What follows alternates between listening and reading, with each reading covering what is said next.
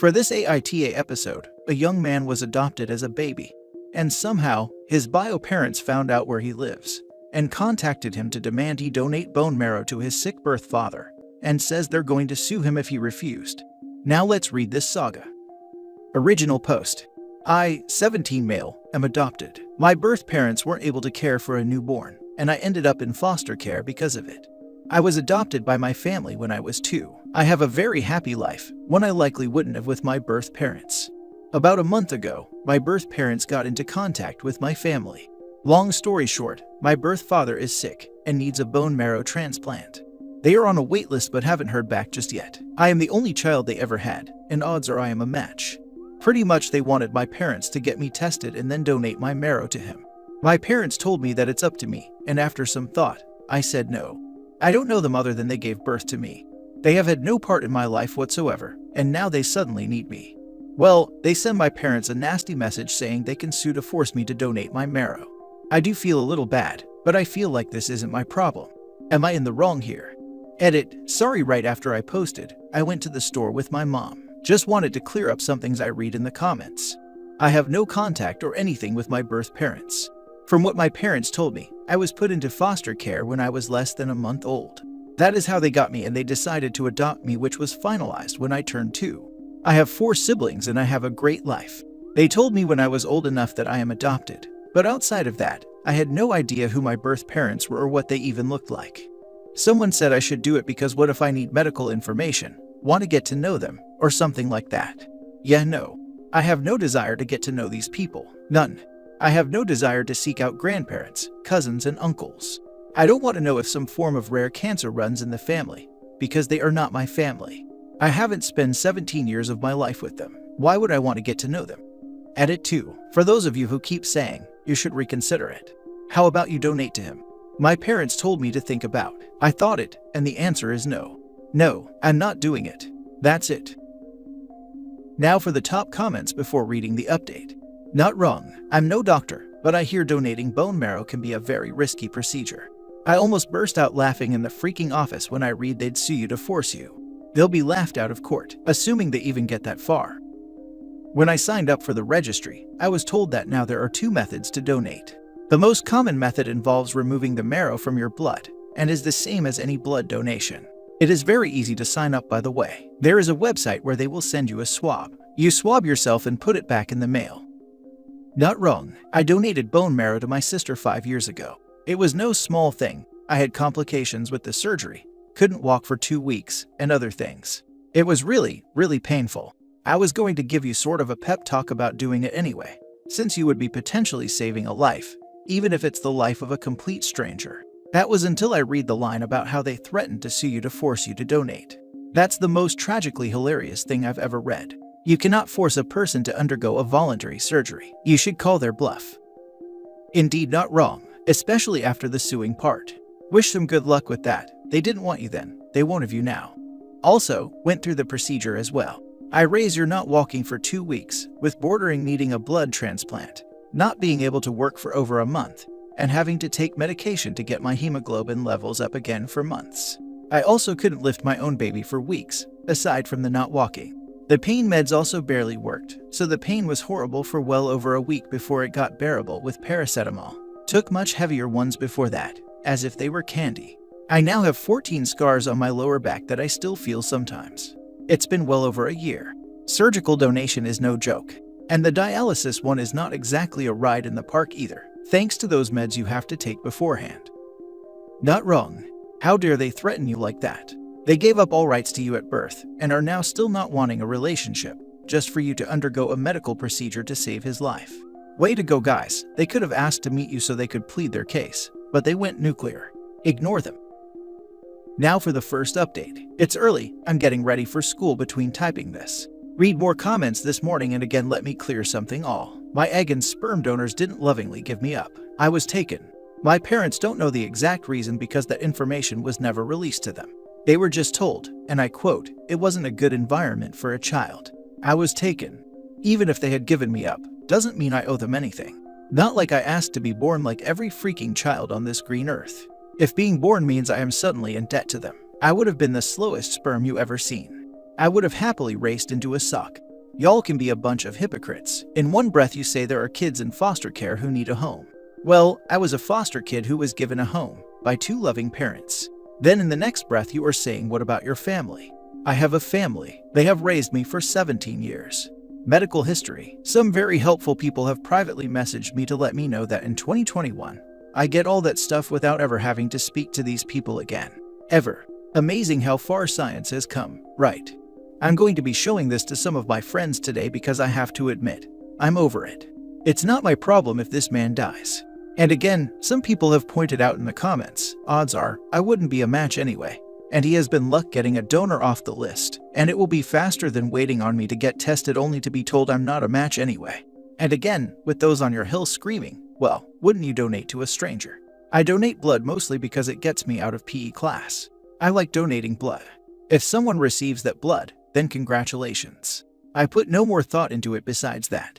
Even if they had come to my parents and said, hey, you adopted our son, and well, we need a favor. Sorry to ask blah blah.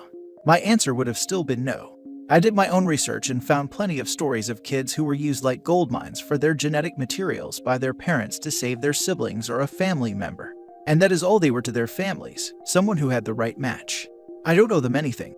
I don't care if she spent 8 hours in labor with me. They aren't my family. I have a wonderful family who are supporting me right now. Also, my parents are working on finding how the heck they even knew where I was, because my adoption was a closed one. They had their rights terminated when I was taken. They shouldn't know anything about me. I don't know if they are contacting a lawyer or anything.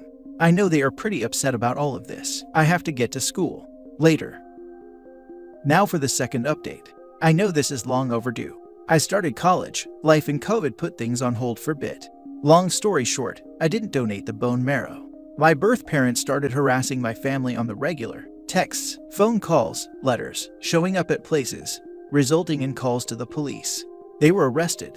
My adoption had been closed, but they used some shady private investigator to find me and basically just showed up on the doorstep demanding my bone marrow.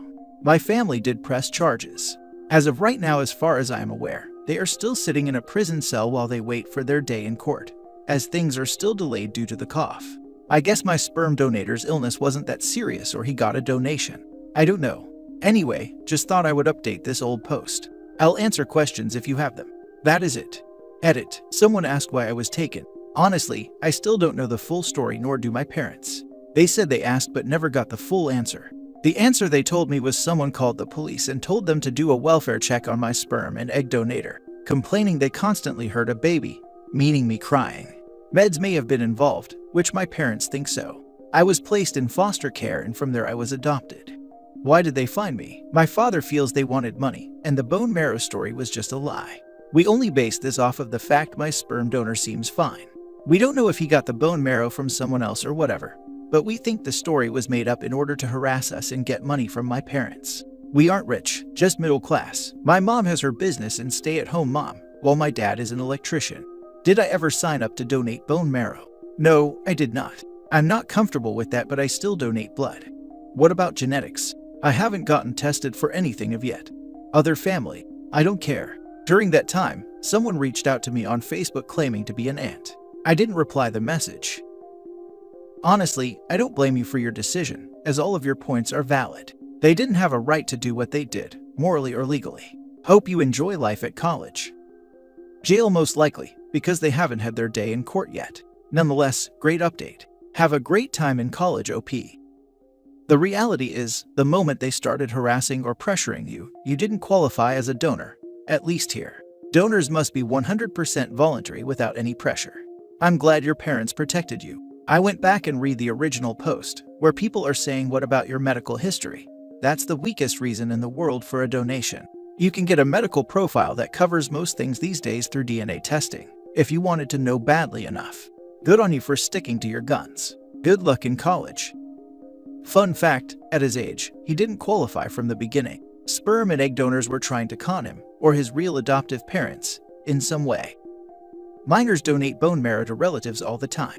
Siblings are frequently the best match for obvious reasons. We allow toddlers to donate even if they are too young to understand what's happening to them, as long as the ethics committee signs off on it. If you're just Googling and not involved in medicine, you probably saw that the minimum age to donate bone marrow is 18, which is true for stranger donation and services like Be the Match. There is risk to the donor and not much benefit to the donor in stranger donation, and so a donor needs to be an adult to consent to the procedure. For siblings, there is risk, but there is a benefit to having a sibling live and significant downsides to having a sibling die, including both the direct impact to a young child of losing a sibling and the impact to a young child of having grieving parents. The death of a child has a huge impact on the entire family, which changes the calculus of the risk or benefit of donating bone marrow. That's why minor siblings are allowed to donate to each other and to their parents, but minors aren't allowed to donate to stranger. Now for the last story. Am I wrong for refusing to let my brother meet my son after what he told me at my husband's funeral? My late husband passed away from a car accident when I was 4 months pregnant. It's been difficult without him, but my family did so much to support me, and I moved in with them month after. At the funeral, my older brother asked for a minute to talk, then asked me if I really wanted to go through with my pregnancy.